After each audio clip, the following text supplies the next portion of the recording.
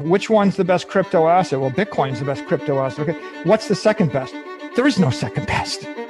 There is no second best crypto asset. There's a crypto asset. It's called Bitcoin, right? Right? There is no second best. Okay. But take all your money, buy Bitcoin, then take all your time, figure out how to borrow more money to buy more Bitcoin, then take all your time and figure out what you can sell to buy Bitcoin.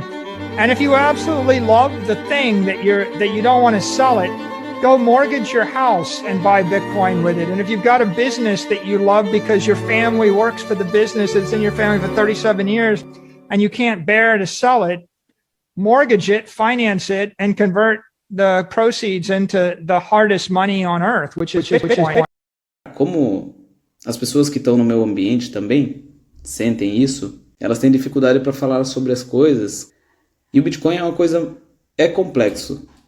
Eu sou programador, então para mim é mais fácil de saber como que ele funciona. Porém, para uma pessoa comum, né, que não tem nenhum tipo de familiaridade com tecnologia, é mais difícil.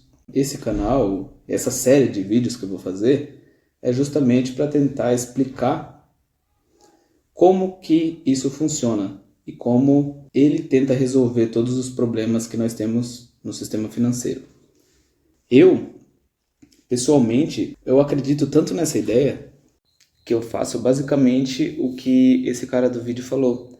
Esse cara é o Michael Saylor, ele é um grande empresário e bilionário norte-americano. Ele tem uma empresa chamada MicroStrategy e recentemente ele emitiu debêntures, né, títulos de dívidas da empresa dele para poder comprar Bitcoin. Ele tem aproximadamente 214 mil Bitcoins e ele é um grande defensor da ideia. Eu faço basicamente essa tática. Eu pego empréstimos com a taxa de juros boa na moeda estatal, na Fiat, para comprar Bitcoin. Ou seja, eu transfiro minha riqueza, que é fiduciária da moeda estatal, para uma moeda descentralizada que tem todas as características aristotélicas, né, do que é o dinheiro. Só que as pessoas não conseguem entender nem o que é dinheiro. Partindo desse pressuposto que elas não sabem o que é dinheiro, como que eu vou explicar para elas o que é o Bitcoin? O que ele resolve? Para isso nós vamos ter que começar desde o início. Depois nós vamos para as características técnicas, que nós vamos ir bem a fundo. Nós vamos ir a nível de código. Eu vou explicar também como que funciona a internet, como que funciona um bit. Se precisar chegar nesses conceitos eu também vou. Então vamos começar. Primeiro, quais são as funções primordiais do dinheiro na sociedade?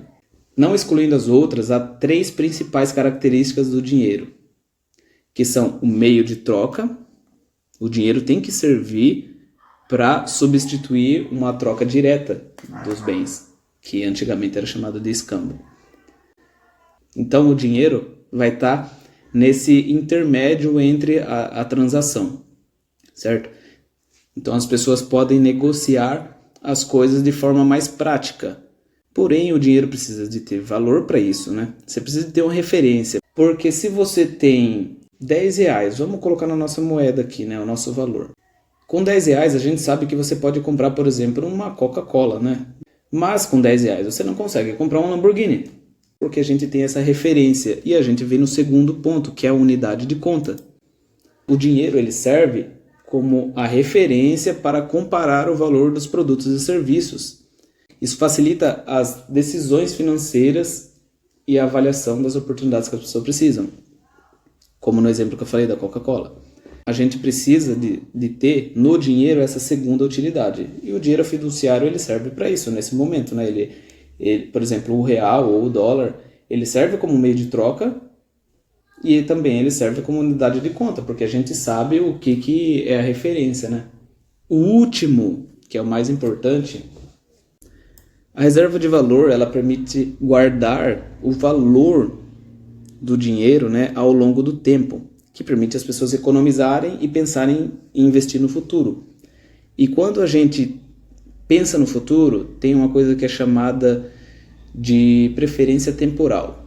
Quando a gente pensa no futuro, a gente deixa de fazer coisas fúteis no presente. Pelo menos alguém que tem um mínimo de pensamento de longo prazo, né? Só que a nossa moeda atualmente não permite que a gente faça isso, porque ela perde o valor ao longo do tempo. O exemplo era o cruzeiro e o cruzado, que sofreram a hiperinflação e precisaram de ser substituída por outra moeda. Então, a partir de 94, a gente conseguiu ver que o real, por exemplo, era equivalente, se eu não me engano, salvo engano, era 80 centavos, era equivalente a $1. Ou seja, o real era mais valioso do que o dólar. E de lá para cá, o real perdeu totalmente o seu valor. Por quê? O governo, ele não é algo tão eficaz quanto uma empresa privada. E o que acontece é que a ineficiência do governo faz com que ele acabe imprimindo mais dinheiro. Só que quando ele faz isso, intencionalmente ou não, depois nós vamos entrar nessa questão, ele acaba por diluir o poder de compra das pessoas. Agora, por exemplo, o ouro, não, o ouro era diferente. O ouro é algo que existe na natureza e o ser humano não consegue produzir ouro. Porque o ouro, ele é formado no centro das estrelas. As estrelas maiores, quando elas explodem, elas têm um evento chamado supernova. Com as grandes pressões que tem lá, são formados, através da fusão nuclear, os metais. Então, o ouro ele precisa de uma pressão extrema. Para você ter ideia, o nosso Sol ele é considerado uma estrela anã amarela. Então, ele não tem a capacidade de produzir ouro. Diferente de outras estrelas, como o VY Canis Majoris, que é uma das maiores estrelas já conhecidas, né? Que caberiam mais de 1000 sóis dentro dela. O ouro ele é extremamente raro. Porém, o ouro tem algumas dificuldades de lidar com ele. Por exemplo, a dificuldade de locomoção. Se você quer transferir ouro, você imagina como que é. Hoje nós temos a facilidade, principalmente a geração Z para cima, nós temos a facilidade de fazer transações instantâneas através dos nossos smartphones. Mas você imagina se você precisasse de fazer uma quantia um pouco alta, de 100 mil reais, por exemplo. No celular, você consegue fazer essa transação rapidamente, de acordo com as diretrizes de cada banco, né? Que cada um vai ter a sua limitação, porém é muito mais fácil do que o ouro. Então, a reserva de valor é uma das características que a nossa moeda atualmente não supre. A nossa moeda, eu digo a moeda fiduciária, o global, não é só o real. O dólar, todas as outras moedas de papel, ou agora tecnológicas, né, que são no meio online, né, da internet, elas não suprem isso. E nós vamos entender o porquê. A princípio, a gente tem que marcar as 3 principais funções do dinheiro, que é o meio de troca, o nosso sistema fiduciário faz isso, a unidade de conta também faz isso, e a reserva de valor, que isso aqui já não tem mais, né? Então vamos pelo próximo. A gente vai ter que voltar um pouquinho no passado para entender a evolução do dinheiro. Como eu comentei anteriormente, a gente tem o método que a gente chamava de escambo, que era um meio de troca direta de bens e serviços. Bens são produtos que podem ser trocados entre as pessoas e serviços também. Só que o serviço ele é algo que você presta para a pessoa, não é exatamente um produto. Ele era um sistema simples, só que ele tinha certas limitações, como a necessidade de os desejos das pessoas de troca serem compatíveis. Então, se você tinha um cacho de banana ou alguma coisa, ou tomate, e você queria peixes, você tinha que encontrar pessoas que tinham peixes e queria tomate, entendeu? E sem contar que isso eram bens perecíveis, né? Por exemplo, imagine se a gente tivesse que ir no mercado e a gente tivesse que trocar exatamente o que a gente precisava, né? Esses bens, se você não encontrasse a pessoa que queria exatamente a mesma coisa que você estava disposto a oferecer, seus bens iriam perecer. A moeda, o dinheiro, ele iria suprir essa falha que tinha nesses métodos de troca. As moedas metálicas surgiram. Antes disso, havia outros tipos de coisa, como sal, também já foi utilizado, conchas do mar, só que esses métodos eles não eram tão raros, então eles podiam ser inflacionados artificialmente. Você poderia ir lá na praia e coletar um monte de concha, ou você poderia ir num deserto, alguma coisa lá, e pegar um monte de sal. Você iria inflacionar a sua riqueza artificialmente sem ter agregado valor na humanidade, na sociedade. Iria hiperinflacionar. É uma coisa que nós vamos compreender. Para você poder gerar dinheiro, você tem que agregar valor. Você tem que fazer algo que seja útil para a sociedade, que a sociedade vai enxergar valor nisso. Mas vamos lá. As moedas metálicas, elas surgiram para tentar corrigir esse problema, já que o ouro ou a prata, por exemplo, eles eram mais escassos do que conchas do mar ou sal, ela facilitava o meio de troca entre as pessoas. E como o ouro já tinha propriedade de escassez, ele não poderia ser produzido. Como nós vimos, ele é produzido somente em estrelas.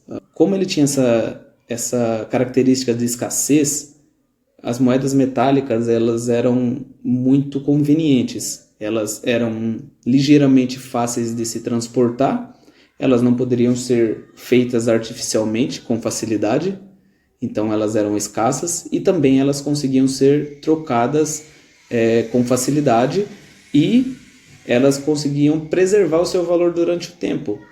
O ouro, ao longo dos últimos 5.000 anos, ele conseguiu preservar o seu valor na sociedade. Depois dessas moedas metálicas, né, que foram facilitadoras, elas tinham um outro problema, que era a capacidade de locomoção, de transporte. E aí surgiu o dinheiro de papel. O dinheiro de papel, a princípio, ele era uma representação das quantias de ouro que tinham em reserva. Por exemplo, para cada barra de ouro você ia ter uma quantidade de dinheiro, só para você não ter que ficar transportando o ouro em si. Então, se o governo tinha 1 tonelada de ouro nas reservas, ele tinha uma quantidade de dinheiro equivalente a essa tonelada de ouro, entendeu? Então, o dinheiro não podia ser feito artificialmente, ele tinha que estar vinculado a essa quantidade de ouro. Quando você tinha essa ligação intrínseca entre o papel e o metal, ele era razoavelmente confiável, porque você não conseguia criar mais papel, sendo que você tinha a mesma quantidade de ouro. Ele permanecia com seu valor. E isso foi até 1971. Porém, no século passado, depois da Primeira Guerra Mundial, os Estados Unidos, principalmente, que era a economia que estava dominando todo o mundo, eles tiveram muitos gastos. Inclusive, teve em meio a essas duas guerras, a primeira e a segunda, nós tivemos a Grande Depressão, né, em 1929. E isso levou os Estados Unidos a ter déficits orçamentários. Então, os Estados Unidos estavam com pouco dinheiro para financiar a guerra. E, ao mesmo tempo, estava tendo a corrida pelo ouro, justamente por aquele fato. Para imprimir mais moeda, você tinha que ter uma quantidade de ouro equivalente a essa moeda. Então você não podia simplesmente ir lá e criar dinheiro a rodo e sem um ouro lastreado nele.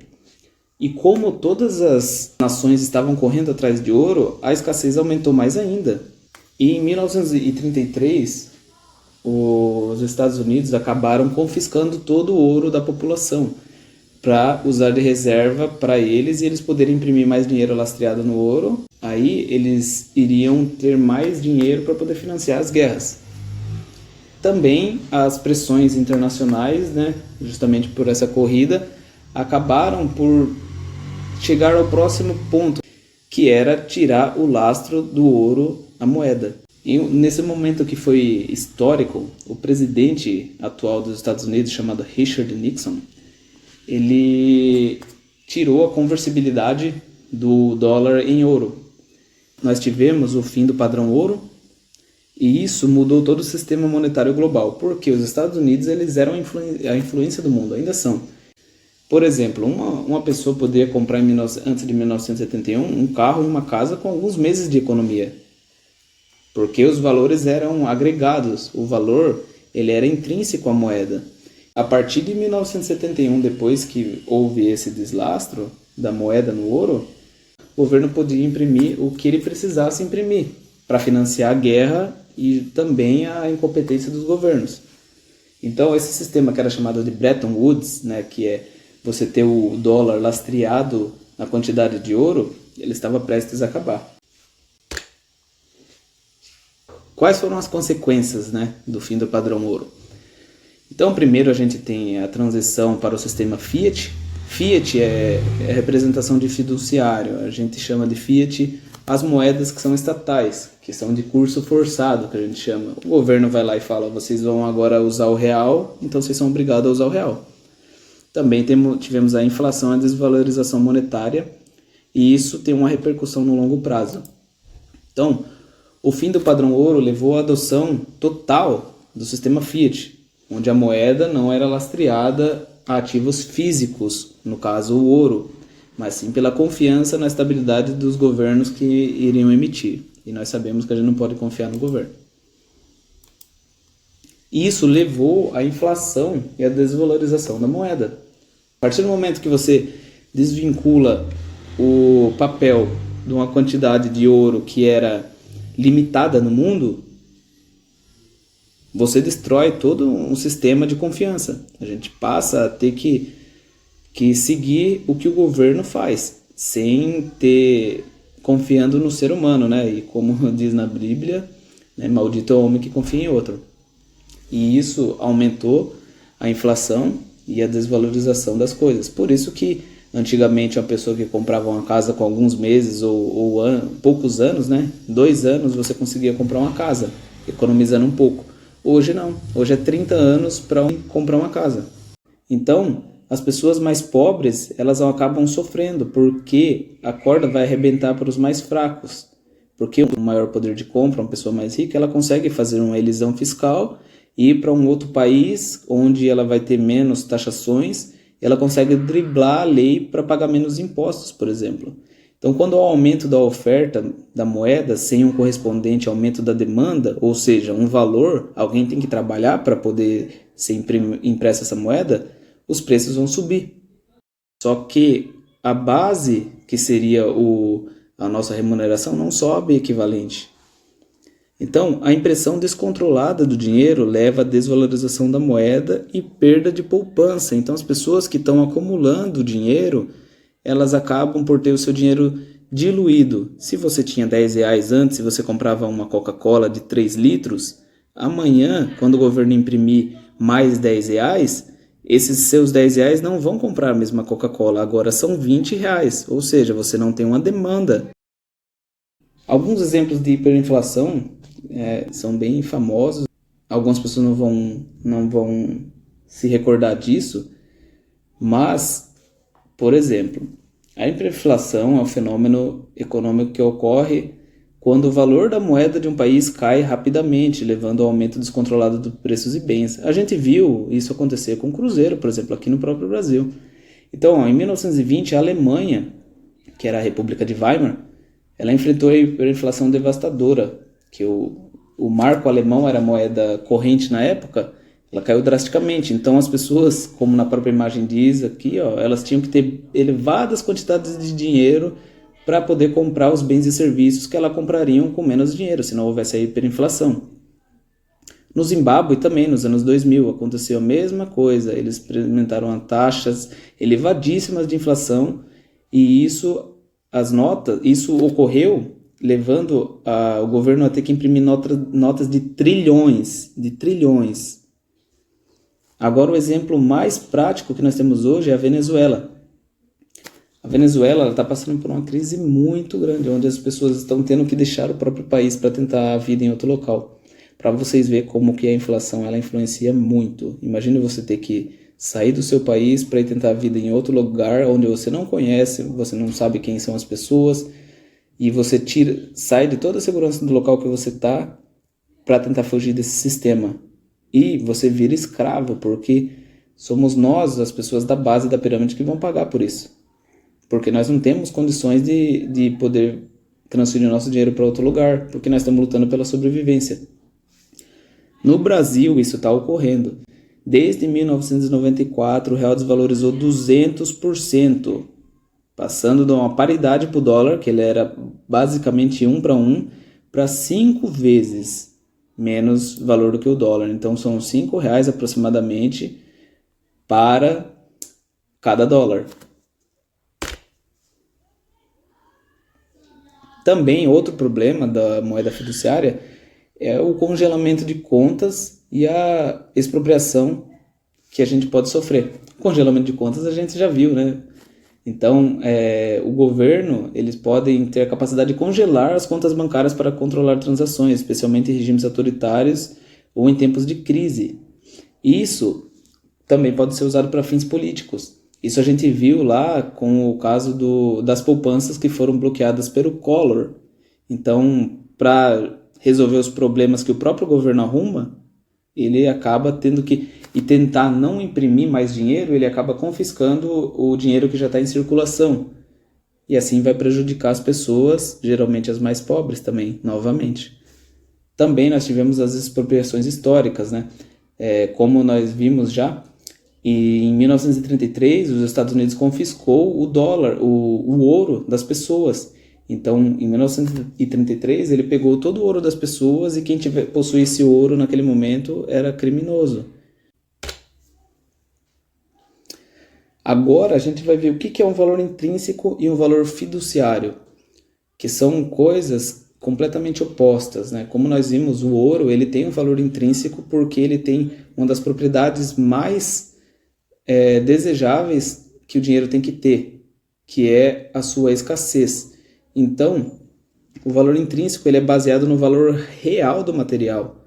Por exemplo, uma moeda de ouro tem um valor intrínseco porque o ouro é um metal precioso. O valor intrínseco é independente da confiança, assim como é no sistema fiduciário.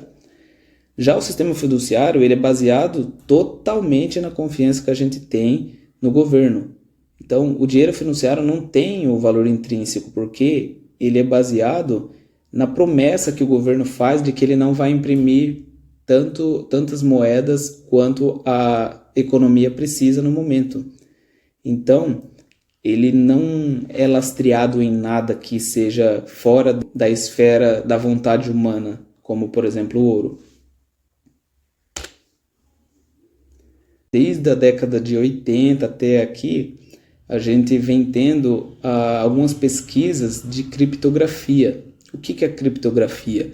É simplesmente você pegar um valor ou algo e você colocar uma máscara, você mascarar aquilo para que as outras pessoas não consigam interpretar, somente o seu destinatário, né? E tinham pessoas que eram chamadas cypherpunks, que é onde nós vamos entrar já nesse ambiente, que eram especialistas em criptografia e também conheciam bastante a parte técnica da internet. Essas pessoas pesquisavam muito para tentar desenvolver algo que não dependesse do governo, que fosse descentralizado, que é uma das palavras mais importantes que nós vamos ver aqui também, que é a descentralização. Então, as criptomoedas como o Bitcoin buscam oferecer uma forma de dinheiro descentralizado e limitado. Lembra da escassez? Que tem o objetivo de fornecer um sistema financeiro e mais transparente e resistente à interferência governamental. Porém, aqui a gente vê que as criptomoedas, mas atualmente somente o Bitcoin faz esse papel de descentralizador completo. O Bitcoin ele é a única moeda que consegue cumprir isso. Por que o Bitcoin? Não é proteção a essa moeda em si ou um tipo de idolatria a ela. Não. É porque ela foi a única moeda por ela ter sido a primeira e ter sido feita da forma correta, né, com princípios que nós vamos compreender mais futuramente, além desses, né, moeda de troca, reserva de valor, um meio de troca, né, esses daí são os principais, e escassez. São coisas que quando a gente abrir o código, a gente vai conseguir compreender. As outras criptomoedas, elas não têm essa característica de descentralização, porque elas têm uma entidade por trás delas, uma empresa. No caso da Ethereum, né, por exemplo, ela tem uma empresa. A descentralização, ela é uma pseudo-descentralização. Ela não é completa, até porque depende de servidores de empresas. No caso do Bitcoin, isso não ocorre. Nós vamos entender por que o Bitcoin é completamente descentralizado, porque ele depende das outras pessoas. Nós vamos entrar nesse aspecto de nós, tudo, porque nós vamos cobrir tudo, desde a parte conceitual até a parte técnica de código. Então, somente o Bitcoin supre essa descentralização.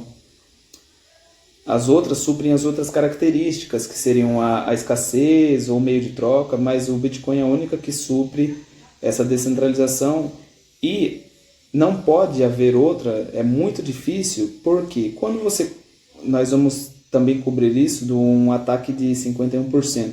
Quando você vai e cria uma outra moeda hoje, todo mundo está de olho nisso, e eles vão lá, e se você tentar fazer algo descentralizado, eles vão atacar a sua rede, eles vão conseguir dominar mais de 50% da sua rede, e assim eles derrubam sua rede. No caso do Bitcoin, como ele foi a primeira, as pessoas não estavam tão focadas nisso. Então, o criador dele, o Satoshi Nakamoto, ele teve esse cuidado de minerar as moedas, nós vamos entender o que é mineração também, para que não ocorresse esse ataque de 51%. Então ele tentou descentralizar o máximo possível, tendo outros pontos da rede para tentar não sofrer esse ataque de 51%.